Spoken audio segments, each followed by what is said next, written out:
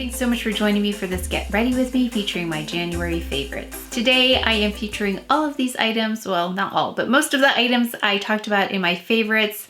We are doing Get Ready With Me. You'll see them all in action, so let's go ahead and get started. Okay, so I just went ahead and toned and then I applied my eye care. So I've got the Rose de Mai Eye Lift and then also the Bio-Lifting eye cream. And then I just went in with this. This is by Omorovicza and I believe there's a promo code for you. If I find it, I'll list it below.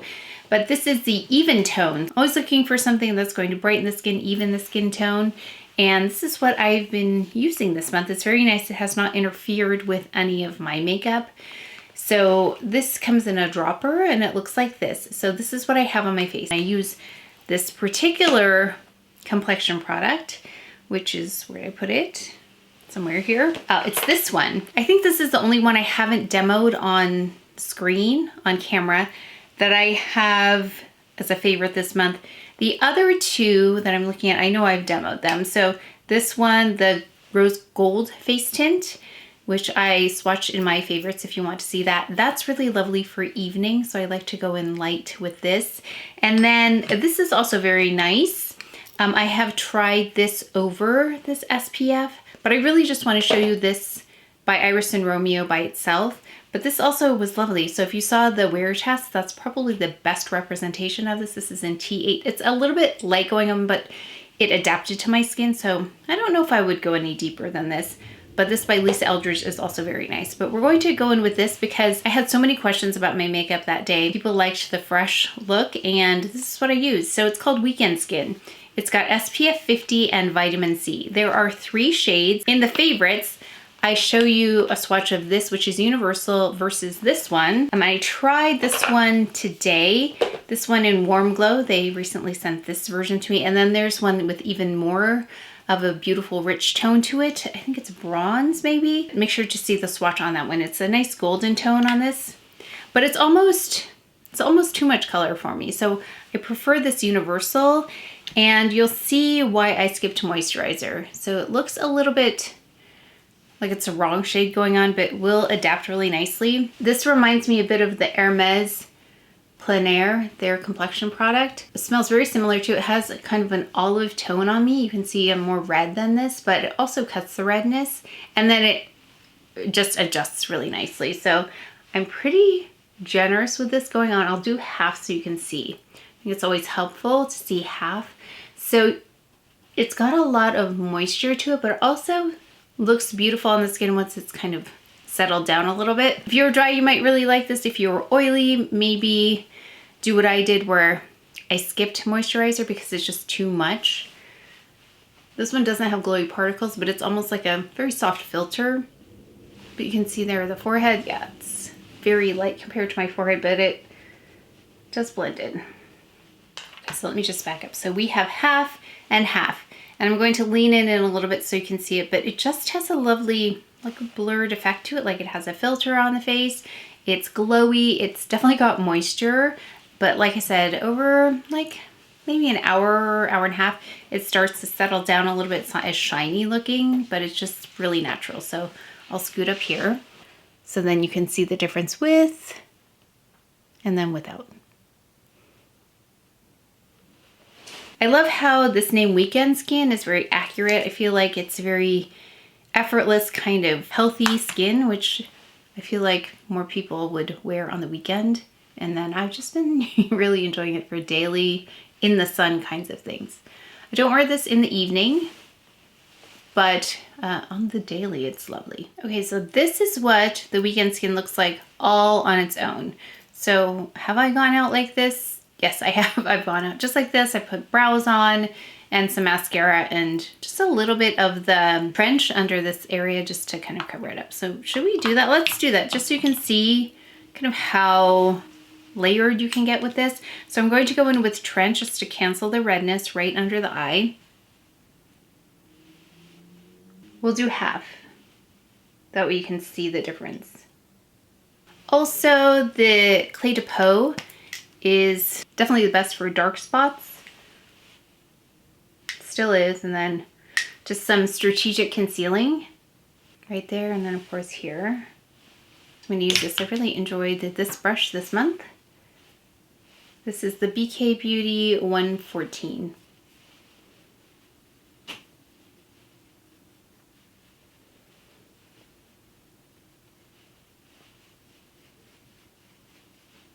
And for those of you who find this a little bit on the drier side, because it is pretty heavy duty, this SPF has so much moisture, it really just blends so easily. Then going in with a little bit of the Westman Atelier, it's not as perfecting as something like the Chanel Under Eye Concealer. So I like it for this. It's like a medium. So a step above something like Camoflauge Stylo, and not as much as a Chanel. So I'm going to take this number 71 Pro Concealer brush.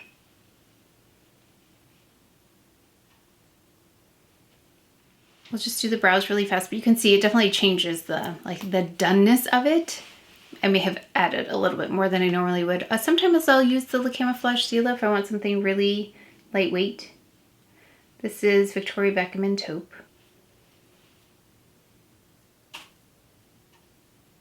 Okay, so that's just a version of how I would go out. So it definitely stands out as different when I do have, but I'm gonna go ahead and even out these sides, and then, yeah, hopefully it'll look a little less stark. Okay, a little bit better. I feel like it's picking up more contrast because of the lighting here. I'm gonna go in with this Lisa Eldridge concealer in 6 because it does a nice job of exactly what it was created for, pinpoint concealing. So I wouldn't apply it in other areas that are large, but even if I have a larger area and there's a certain spot that's popping up, then I can just do quick little conceal in those areas. So it definitely serves a purpose, but that's what I would use it for. So I also think I may have inadvertently used a little bit of dark brown on accident on the brow, but taupe is what I've really been using more than dark brown. Dark brown has a little bit of starkness for the center here, or the beginning part of my brow. I've been enjoying this eyeliner by Swede. So most brightening pencils I don't love because sometimes it's too opaque, sometimes it's too light, sometimes it kind of skips on the surface and then it looks artificial. So this is the most natural one I've used, but it looks best when it's just a very light layer. So this is Swede Bright. Yeah, once I've got those covered, then everything else is really easy. Certainly a more perfected version of what I do every day. Now, I could go in and do some perfecting with Perfect Blur powder if I want it really perfected. I know people really like to maintain that glow. I'm going in with Hourglass Dim Light here. I still have this little one. It really lasts a long time, so I don't think I need a larger size of that, but I'm going to do a little bit of just meshing together of the concealer and the SPF. I'll show you one side. And then Dim Light has a subtle glow to it, so it's not going to really mattify, but it's just going to kind of bring these together, maintain that glow. So this half has Hourglass Dim Light. I'm just going to do that with the other side, but you can see it starts to really come together at that point.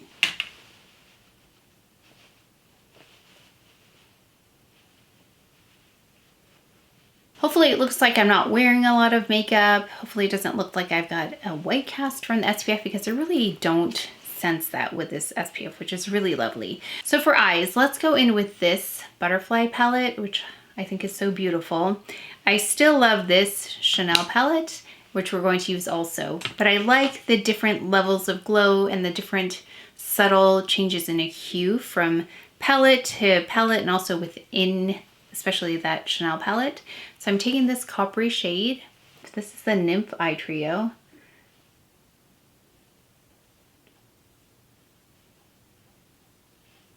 It's really lovely. Like I said, one and done. And we're going to take this number 6 palette. This is by CdP, and this one is beautiful also. So I'm kind of trying to mix them, not mix them, but combine them so you can kind of see things in action. So I'm going to take this brush here, and this is the darkest shade. So kind of like with this Chanel palette that I talked about, adding a little bit deeper in the corner there would do a lot to kind of give a little bit more dimension and drama, but also I really like these both with just 1 or 2 shades, but today we'll add just a little bit of this. Let's take a bigger brush, number 15 here, and then we're going to take for a crease shade, I'm going to take this, which I used as a blush, as my crease shade today.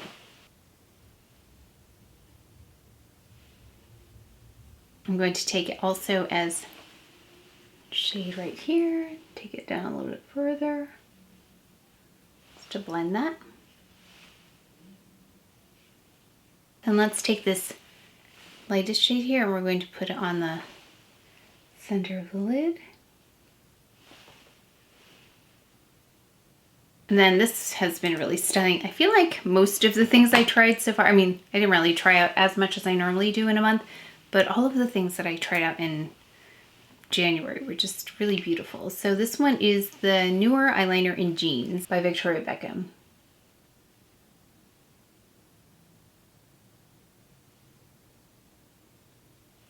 Keep that really close to the lash line. Use this little sponge. And just kind of soften it.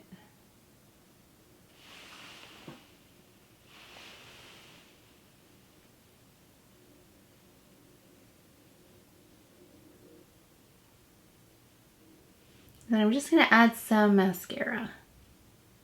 Okay, so I went in with Faux Longest Lash Mascara by Chantecaille. I'm glad I have this back. I was using like a little tester and then I've been using other mascaras, but I recently opened up a new one and I just remember how much I love it. It separates, it builds volume, it never gets clumpy, it doesn't flake on me, it doesn't transfer, no smudging, and it looks beautiful. Like I get results with that every time. Okay, so this is one of my most fun blush combinations I tried out this month. Maybe in the last video I did this with, but this doesn't look like it's going to show up on me. But I loved the cool, soft aspect of Butterfly, the Chantecaille blush. It's a more traditional formula, but I loved it in combination with this. So let's do that again because I just thought it was so, so pretty. Because this is cooler, it's lighter, so I liked that ethereal look with the Chanel palette, but in order to add something a little bit cooler, I didn't want to add too much color either because I liked the lightness of it. So this is not glowy like the Chanel, so it just puts down a lovely color, nice and soft also. So that's why, like I said, that's why I really like these two together. You can see, well, it's kind of blended there, but this is the color for Butterfly. I don't think I've used this as much as, of course, I love Sea Turtle, but this one, because it's so subtle, was a little too subtle for me previously, but now that I love Barely There makeup, then this is something that really fits well into my current makeup aesthetic. So then we're going to go in next with this on top. This is the Chanel palette. Add a little glow and a little warmth. Even though it doesn't look like it would have color, it does. Really lovely. I love this palette for this shade here in the inner corner and also the bridge of the nose. So let's do that. Got a ref for number 23. Let me just fix this because I rubbed my eye a little bit here. I'm gonna add a little bit of concealer back. Oh yeah, one other thing that I did also, I experimented and it worked really nicely, is I took this color and I just went under the eye with this.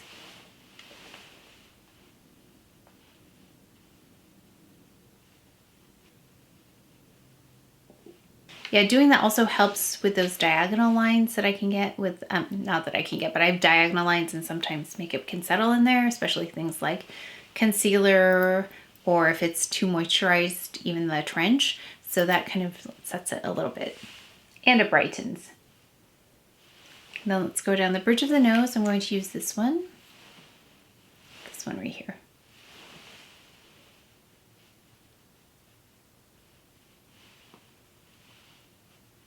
And now for lip.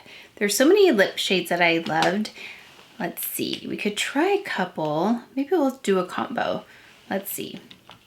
So I love mixing colors. If you've tuned into the other videos, you'll have seen these in action on their own, but I want to try and do a combo here. So we have this is the Chanel Coco Rouge Baume in 762. This is the Raspberry Kiss color.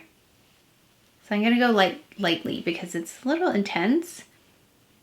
And it's also on the cooler side, as you can see. But then we're going to take this one. This is Monarch by Chantecaille. This is one of their lip sheers, which I really love as well. Just slightly warmer. Just a pretty lip. And if I wanted to warm it up a little, okay, I thought it wasn't good. I have to do this, but I feel like just a little bit warmer would be nice. Let's go in with this one, Ringlet in the center. That's it for the Get Ready With Me. I hope you're enjoying this glowy look. It definitely makes me still want to powder it and add some of the perfect blur powder, but I do also appreciate the aesthetic of the glow. I just am not as used to looking at it myself, but when I do play it back, it looks really beautiful. And then of course in person, I think glowy skin looks really natural. So I like that about it. But if I want a fresh look, I will opt for less powder or no powder, depending on the climate, depending on how my skin is feeling that day. But do let me know how you are using these. I know that these are probably some of your favorites as well. Please do share how you are using those. But that is it for today's video. So please take care of each other. Stay well if you enjoyed this video. If you learned something, please give it a thumbs up, subscribe, and I will see you next time.